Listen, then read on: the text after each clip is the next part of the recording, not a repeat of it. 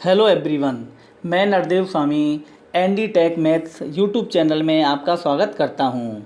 इस चैनल के माध्यम से हम राजस्थान बोर्ड की क्लास 12th सब्जेक्ट मैथमेटिक्स का सिलेबस कंप्लीट कवर करेंगे। ई लेक्चर के सीरीज में आज हम संयुक्त फलन के अंतर्गत प्रतिलोम फलन जो टॉपिक है उसके बारे में स्टडी करेंगे। चूँकि प्रतिलोम फलन से पहले हमें फलन के बारे में बेसिकली जानकारी होनी चाहिए। तो सबसे पहले मैं आपको फलन को परिभाषित करूँगा, फिर फलन के प्रकार और इसके पश्चात हम प्रतिलोम फलन के टॉपिक पर आएंगे। सबसे पहले फलन की परिभाषा होती है फलन f a टू b। हमने कोई फलन ले लिया, फलन f समुच्च a से b में परिभाषित एक फलन एक ऐसा नियम है जिसके अंतर्गत समुच्च a का प्रत्येक अवयव b के अद्वितीय अवयव से संबंधित होना चाहिए। देखो यहाँ पे मैंने दो ये रेड लाइन की हुई हैं, एक ये और एक ये। f a टू b समुच्च a से b में परिभाषित फलन f एक ऐसा नियम है जिसके अंतर्गत समुच्च a का प्रत्येक अवयव, पहला जो पॉइंट है इसमें a का तो प्रत्येक अवयव होना चाहिए और b के अद्वितीय अवयव से संबंधित हो तो वो फलन कहलाता है। वो जो नियम होगा f a टू b में वो फलन कहलाएगा। इसको हम एक एग्जाम्पल ऑफ डायग्राम की हेल्प से समझने का प्रयास करते हैं। मैंने एक एग्जाम्पल लिया है फर्स्ट एग्जाम्पल। तो देखो फर्स्ट एग्जाम्पल में क्या है, हमने एक समुच्च ले लिया A और उसके एलिमेंट हैं ये समुच्च ले लिया हमने A, इसके एलिमेंट है A और B। दूसरा हमने समुच्च ले लिया B, इसके एलिमेंट हैं P Q R। अब देखो हमने ये जो समुच्च लिए और हम एक नियम f a टू b हमने परिभाषित किया है। कैसे परिभाषित किया है, a तो b से कनेक्ट है, a जो है समुच्च a का अवयव समुच्च b के p से कनेक्ट है, b जो है q से कनेक्ट है। इस तरह से हमें दे रखा है। तो देखो हम इसमें क्या कह सकते हैं, ये फलन है कि नहीं, ये फलन है। क्योंकि फलन की परिभाषा ये है समुच्च a का प्रत्येक अवयव, जो हम पहला सेट लेते हैं ना उसका प्रत्येक अवयव। तो देखो a और b में दो अवयव हैं, a और b, इसका प्रत्येक अवयव b से कनेक्ट है कि नहीं, तो पहली बात हमारी कंप्लीट हो गई। दूसरी बात है b के अद्वितीय अवयव से कनेक्टेड होना चाहिए। अद्वितीय का मतलब एक ही अवयव से होना चाहिए। जैसे हम a का a एलिमेंट लेते हैं, वो b के केवल एक ही अवयव से कनेक्ट होना चाहिए, ना कि दो अवयव से कनेक्ट हो जाए। तो देखो a केवल p से कनेक्ट है और b केवल q से कनेक्ट है और दोनों ही कनेक्ट हैं, अतः यह फलन हुआ। दोबारा मैं बता देता हूँ आप इसको। कोई भी नियम f a टू b फलन कब होगा, a जो पहला समुच्चय है उसका प्रत्येक अवयव, कोई भी अवयव छूटना चाहिए नहीं चाहिए, वो जरूर b के अवयव से कनेक्ट अवश्य होना चाहिए। और कनेक्ट इस तरह से होना चाहिए यूनिकली, a जो है केवल b के एक ही अवयव से कनेक्ट होना चाहिए। ऐसे नहीं a p से भी कनेक्ट और a r से भी कनेक्ट हो गया तो वो फलन नहीं होगा, ये फलन हो गया। अब हम इसको फलन को देखो हम कैसे लिखते हैं। a p से कनेक्ट है f के अंतर्गत, तो हम लिखेंगे f a is equal to p। इसको हम बोलेंगे f के अंतर्गत a की जो इमेज आएगी p, या फिर f के अंतर्गत a का प्रतिबिंब होगा p। नेक्स्ट है f b बराबर q, इसको हम बोलेंगे f के अंतर्गत जो b है उसकी इमेज है q। इस फलन को हम क्रमित युग्म या ऑर्डर पेयर के रूप में ऐसे लिखेंगे f इज इक्वल टू। तो देखो हम ऑर्डर पेयर में ऐसे लिखेंगे,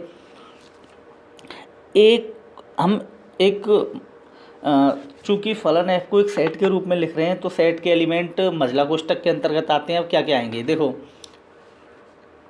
ए कोमा पी, ए कोमा पी इसलिए आया क्योंकि ए की इमेज है पी, ए की इमेज है पी, तो ए पी से कनेक्ट कर दिया, ए कोमा पी लिख देंगे।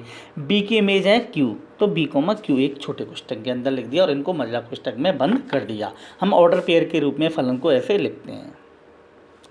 अब आते हैं फलन के अंतर्गत तीन और बातें। प्रांत, इट दैट इज डोमेन, सहप्रांत दैट इज कोडोमेन, एक आता है परिसर दैट इज रेंज। तो सबसे पहले जो प्रांत क्या होता है, प्रांत होता है जैसे हमने फलन f(a2) भी डिफाइन किया है, तो जो पहला जो सेट होता है, समुच्चय होता है, वो तो कहलाता है प्रांत a, और जो बाद वाला सेट होता है ये हो गया b, ये कहलाता है बाद वाला समुच्चय सहप्रांत। अब आता है तीसरा परिसर, परिसर दैट इज रेंज। रेंज जो होती है फलन की जो रेंज होती है एक्चुअली वो सहप्रांत में से ही होती है, बी में से होगी, वो कंप्लीट बी भी हो सकता है या बी का सबसेट भी हो सकता है।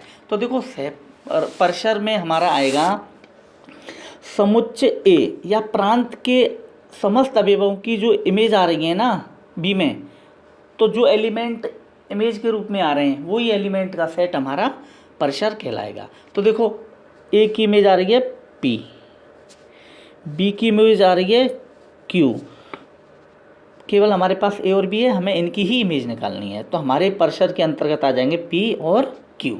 तो हम परिसर बराबर लिखेंगे मझला कोष्टक पी कोमा क्यू।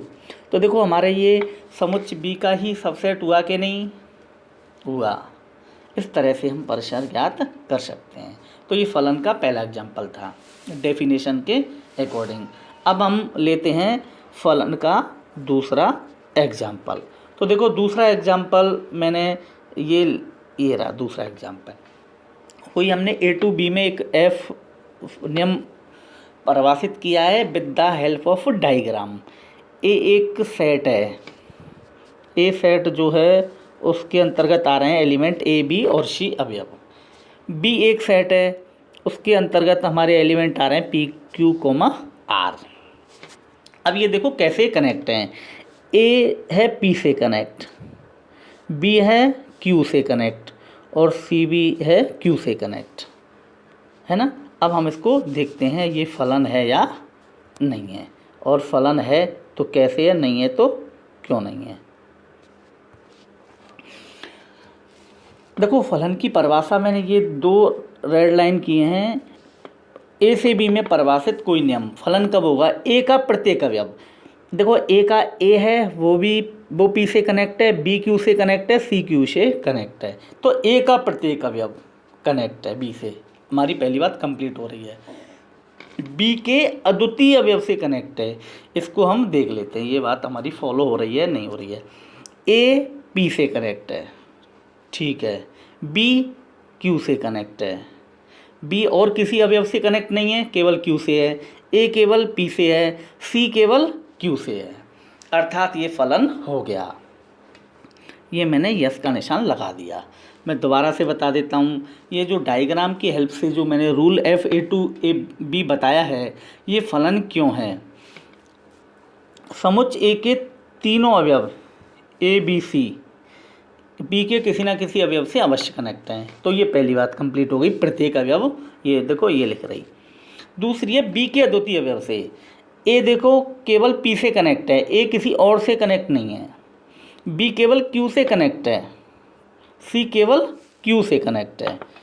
ये बात जरूर है बी और सी दोनों ही क्यू से, उससे कोई फर्क नहीं पड़ेगा, बस ये देखना है हमें ए के अवयव की दो इमेज नहीं मिल जाए बी में, तो वो फलन नहीं कहलाया जाएगा, क्योंकि बी के अद्वितीय अवयव एक ही अवयव से होना चाहिए उसका एक अवयव। तो हम इसको लिख सकते हैं, ये फलन हो गया। इसको हम लिखेंगे FA बराबर P, क्योंकि ए की इमेज हो गई P, बी की इमेज हो गई Q, सी की इमेज हो गई Q।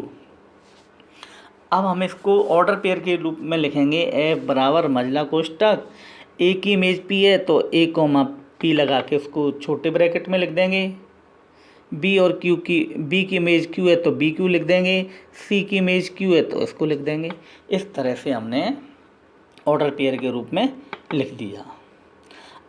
प्रांत हमारा चूँकि फलन ए से बी में परिभाषित है तो प्रांत तो हो जाएगा ए, सहप्रांत हो जाएगा बी, और परिसर में आएंगे, देखो इमेज क्या आ रही है, p q q, that is p and q आ जाएंगी।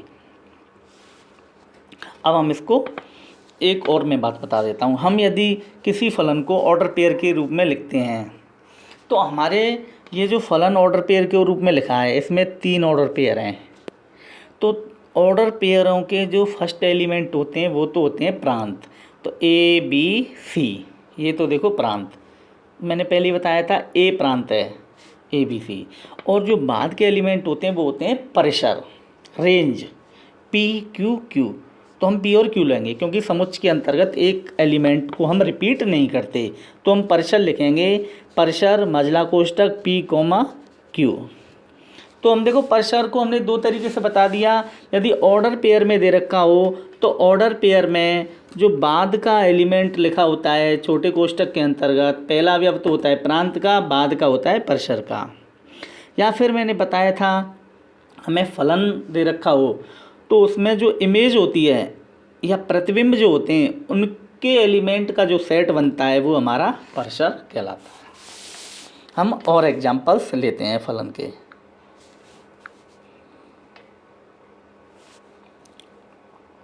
अगला एग्जाम्पल्स है थर्ड।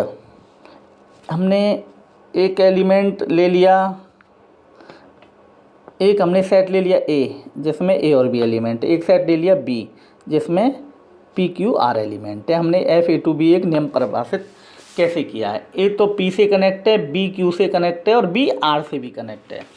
तो देखो फलन की मैंने परिभाषा बताई थी, एक ऐसा नियम है जिसमें समुच्चय ए का प्रत्येक अवयव, ठीक है साहब, ए का ए अवयव भी किसी ना किसी से कनेक्ट और बी भी, बी के समुच्चय बी के अद्वितीय अवयव से कनेक्ट होना चाहिए। ये वाली बात, दूसरी बात फॉलो नहीं हो रही है। देखो क्यों नहीं हो रही है, ए तो केवल पी से ही कनेक्ट है, एक ही अवयव से, पर बी अद्वितीय से नहीं है, बी पी से भी कनेक्ट है और बी आर से भी कनेक्ट है, इसीलिए ये फलन नहीं हुआ। तो हम ना इसमें प्रांत की बात करेंगे, ना परिसर की बात करेंगे, ना सहप्रांत की बात करेंगे, क्योंकि ये जो प्रांत परिसर सहप्रांत किसी फलन की ही टर्मोलॉजी है, टर्म है। हम नेक्स्ट एग्जांपल लेते हैं चौथा। हमारा ए सेट, हमने वही एक नियम लिया है एफ ए टू बी, और ए हमारा जो समुच्चय है उसमें ए बी सी एलिमेंट ले लिए, बी जो समुच्चय हमने उसमें पी क्यू आर एलिमेंट ले लिए। तो देखो ए पी से है, बी क्यू से है, सी किसी से नहीं है, तो हमारा पहला नियम ही लागू नहीं हो रहा है। ए का प्रत्येक अवयव, ए का एक अवयव छूट गया, that is example 4 is not function. ये हमने फलन की डेफिनेशन डायग्राम की हेल्प से पढ़ी। अब हम पढ़ते हैं फलनों के प्रकार। तो देखो फलनों के प्रकार, सबसे पहले टाइप ऑफ फंक्शन में आता है एक फलन, वन फंक्शन। इसकी परिभाषा होती है, यह है एक फलन। फलन ए से एफ ए टू बी एक फलन कहलाता है यदि एफ के अंतर्गत ए के भिन्न भिन्न अवयवों की बी में भिन्न भिन्न इमेज हो, या ए के भिन्न भिन्न अवयवों के बी में भिन्न भिन्न प्रतिबिंब हों। इसको हम एग्जाम्पल की हेल्प से लेते हैं। ये जो हमारे, इससे पहले मैंने 2 एग्जाम्पल बताए, एग्जाम्पल नंबर 1 और एग्जाम्पल नंबर 2, वो फलन है। थर्ड और फोर्थ को तो हम लेंगे ही नहीं क्योंकि ये फलन है ही नहीं। तो देखो एग्जाम्पल 1 और 2 में देखते हैं, ये एक की मतलब है ए के भिन्न भिन्न अवयवों की बी में भिन्न भिन्न इमेज होनी चाहिए। तो इसमें जो है हमारा एग्जाम्पल 1 है वो एक ही है। देखो ए की इमेज पी हो गई, बी की इमेज क्यू हो गई, भाई अलग अलग अवयवों की अलग अलग इमेज हो गई। एग्जाम्पल नंबर जो 2 है हमारा, एग्जाम्पल नंबर 1 जो हो गया, ये तो हमारा हो गया एक ही, क्योंकि ए की इमेज पी हो गई, बी की इमेज क्यू हो गई, दोनों की ए के जो एलिमेंट हैं दोनों की अलग अलग इमेज हो गई बी में। But example number second is not 1 1, एक एक ही फलन नहीं है, क्योंकि ए के भिन्न भिन्न अवयवों की बी में भिन्न भिन्न इमेज नहीं है। देखो ए की इमेज पी है, ठीक है, बी की इमेज क्यू है और सी की इमेज भी क्यू है, तो अलग अलग अवयवों की अलग अलग इमेज नहीं हुई, क्योंकि बी और सी अवयव तो अलग अलग हैं पर इनकी इमेज दोनों की एक ही हो गई, इसीलिए ये 1 1 नहीं हुआ, एक एक ही फलन नहीं हुआ। अब हम अगली डेफिनेशन लेते हैं, बहु एककी मैनी वन फंक्शन, ये दूसरे नंबर की डेफिनेशन। बस इसकी यही परिभाषा, जो एक एक ही नहीं है वो बहु एककी हो गया, अर्थात फलन एफ ए टू बी बहु एककी फलन कहलाता है यदि बी एफ के अंतर्गत ए के दो या दो से अधिक अवयवों का बी में एक प्रतिबिंब हो। भाई एक एक ही में तो ये था अलग अलग अवयव, ए के अलग अलग अवयवों की बी में अलग अलग इमेज मिल जाएं या अलग अलग प्रतिबिंब मिल जाएं, पर बहु एक ही में यही है कि अलग अलग अवयवों की अलग अलग इमेज नहीं हो, कम से कम ए में इस तरह के दो एलिमेंट मिल जाएं जिनकी बी में एक ही इमेज मिल जाए। देखो शब्द इसकी टाइटल से ही क्लियर हो रहा है, मैं टाइटल से ही बताता हूँ। बहु एककी, ये जो पहला वर्ड है ये तो बहु या है प्रांत के लिए और या है सह प्रांत के लिए। बहु माने बहुत सारे और अवयवों की इमेज एक ही है बी में, बहुत सारे अवयवों की इमेज एक ही। तो देखो एग्जाम्पल हम इसमें लेते हैं, हमने ये एग्जाम्पल नंबर 2 देखते हैं। देखो बहुत सारे अवयवों की एक इमेज है या भिन्न भिन्न अवयवों की भिन्न भिन्न इमेज नहीं है, ये एक एक की नहीं होने की परिभाषा हो गई और बहु की होने की हो गई। देखो बी और सी की, बी की इमेज भी क्यू है और सी की भी इमेज क्यू ही है, और यही परिभाषा बताई थी मैंने कि बी के कम से कम ए के कम से कम दो अवयव जिनकी इमेज बी में एक ही हो जाए बहु एक ही कहलाता है, या फिर ए के भिन्न भिन्न अवयवों की बी में भिन्न भिन्न इमेज नहीं है बहु एककी कहलाएगा। एग्जाम्पल नंबर 1 ये बहु एककी नहीं है, क्योंकि देखो इनकी अलग अलग इमेज है। यदि कोई एग्जाम्पल एक ही है तो बहु एककी नहीं होगा और बहु एककी है तो एक ही नहीं होगा। ये हो गया। तीसरी हमारी डेफिनेशन है आच्छादक। तो देखो आच्छादक की परिभाषा हुई फलन एफ ए टू बी आच्छादक फलन कहलाता है यदि एफ के अंतर्गत बी का प्रत्येक अवयव ए के किसी न किसी अवयव का प्रतिबिंब अवश्य हो।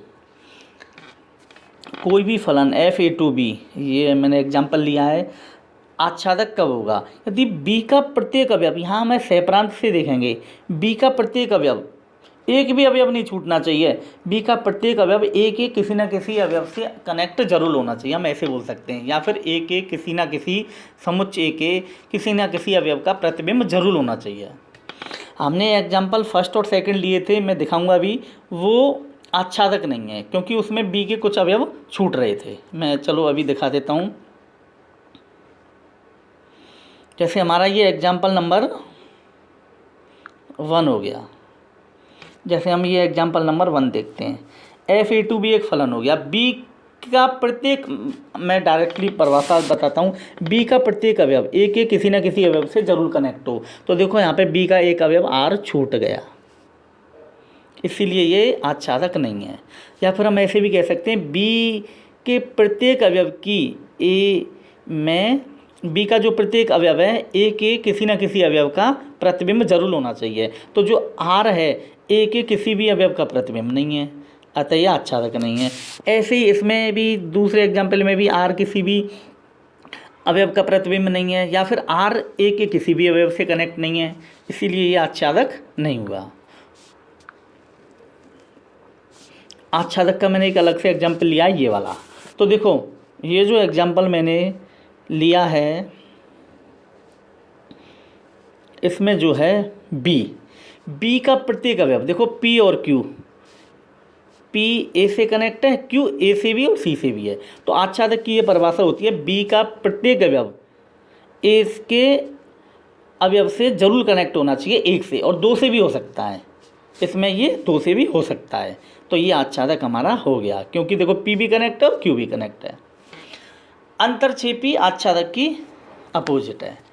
अंतरछेपी में ये होता है फलन, नेक्स्ट है अंतरछेपी या into, f a to b अंतरछेपी फलन कहलाता है यदि एफ के अंतर्गत बी का कम से कम एक अवयव ए के किसी भी अवयव का प्रतिबिंब नहीं हो तो वो अंतरछेपी फलन कहलाता है, या बी के कम से कम एक अवयव का ए में पूर्व प्रतिबिंब प्री इमेज नहीं हो। तो ये वाला तो देखो जो मैंने उदाहरण ये वाला लिया है, ये तो अंतरछेपी नहीं है क्योंकि आच्छादक है। अंतरछेपी और आच्छादक एक दूसरे के अपोजिट हैं। यदि आच्छादक है तो अंतरछेपी नहीं होगा, और अंतरछेपी है तो आच्छादक नहीं होगा। उधर एक एकी है तो बहु एक एकी नहीं होगा, और बहु एक एकी है तो आच्छादक नहीं होगा। इसमें हमारे फर्स्ट और सेकंड एग्जाम्पल इसके अंतर्गत आ रहे हैं। नेक्स्ट हम लेते हैं, आप उसको देख सकते हो। इस तरह से हमने फलन की परिभाषा ले ली, फलन के प्रकार ले लिए। अब लेते हैं हम प्रतिलोम फलन, इनवर्स फंक्शन। तो उसके लिए हम सबसे पहले हम किसी भी एक अवयव का प्रतिलोम कैसे निकालते हैं वो देखते हैं। Inverse of an element. तो देखो हमने मान लो कोई फलन एफ ए टू बी, और इस डायग्राम की हेल्प से हमने डिफाइन किया है। ए टू बी एक फलन है, ए में एलिमेंट है ए बी सी डी और बी में एलिमेंट है पी क्यू आर एस। तो देखो इस तरह ए पी से जुड़ा हुआ, अर्थात ए की एफ के अंतर्गत इमेज हो गई पी, इसको हम लिखेंगे एफ ए बराबर पी। इसी प्रकार एफ बी बराबर क्यू हो जाएगा, एफ सी बराबर क्यू हो जाएगा, एफ डी बराबर एस हो जाएगा। आप इसको एनालिसिस करके देखना, ये एक एकी है, आच्छादक है, अंतरछेपी है, बहु एक एकी है। तो देखो सबसे पहले हम एक एकी और बहु एक एकी देखते हैं। ये जो एक एकी और बहु एक एकी जो पहली दो परिभाषाएं वो तो हैं ए प्रांत के आधार पर डिफाइन, और जो आच्छादक और अंतरछेपी हैं वो हैं सह प्रांत के ऊपर बी वाले सेट से डिफाइन। तो देखो इसमें हम देखते हैं, मैं इसमें भी एक बार बता देता हूँ, एक एकी और आच्छादक को यहाँ पे भी डिफाइन कर देता हूँ। एक एकी तो वो हमें प्रांत वाले सेट से लेनी है। ए का जो अवयव हैं उनके भिन्न भिन्न अवयवों की बी में भिन्न भिन्न इमेज आनी चाहिए। तो देखो ए की पी आ रही है, बी की क्यू आ रही है, सी की भी क्यू आ रही है, तो अलग अलग अवयवों की अलग अलग इमेज नहीं हुई। बी की भी क्यू हो गई, सी की भी क्यू हो गई, इसीलिए एक एकी नहीं हुआ। ये हो गया बहु एक एकी, बहुत सारे अवयवों की एक ही इमेज, बी की भी क्यू हो गई, सी की भी क्यू हो गई। तो ये एक एकी नहीं है, बहु एक एकी है। That is not one one, it is onto function. अब लेते हैं हम आच्छादक और अंतरछेपी। आच्छादक और अंतरछेपी के लिए हम लेते हैं सहप्रांत या दूसरा वाला सेट बी। तो देखो आच्छादक तब होगा जब बी का प्रत्येक अवयव एक ए से कनेक्ट होना चाहिए। तो देखो ये आर छूट गया, अर्थात आच्छादक नहीं है, ये अंतरछेपी है। ये तो मैंने पुरानी चीज़ को कनेक्ट कर दिया। अब हम यहाँ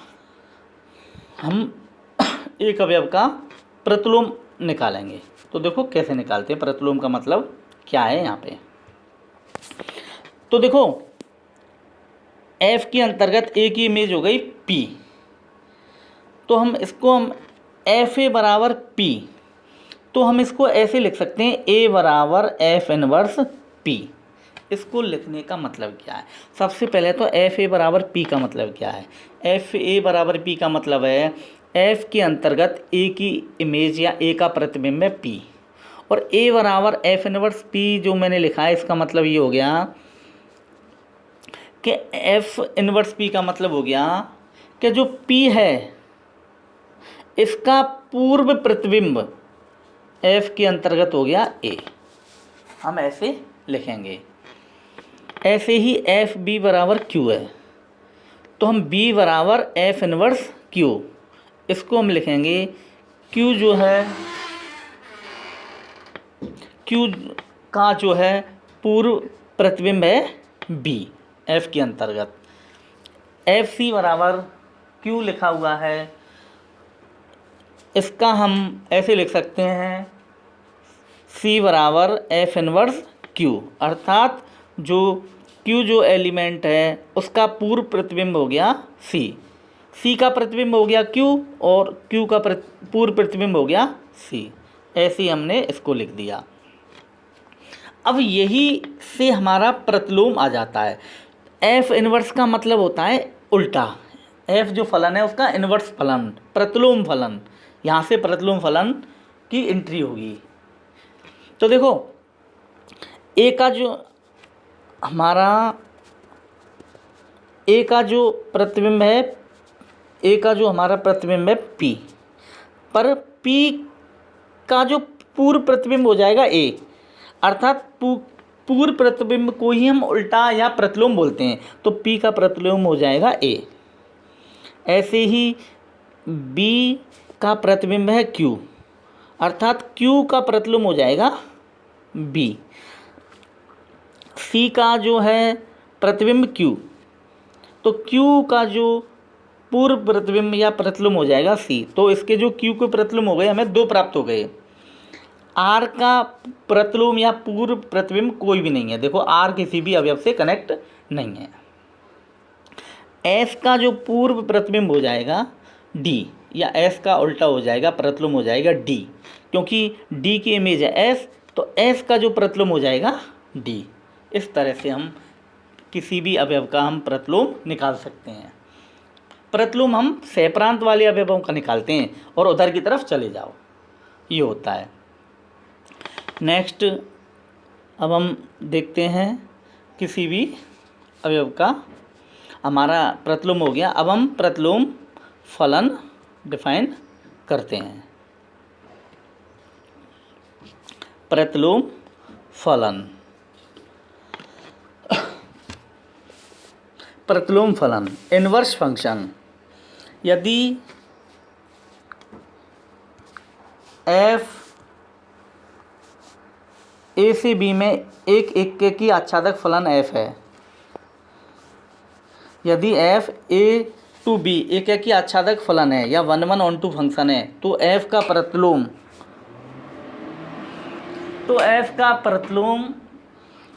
एफ इनवर्स बी टू ए वह फलन होगा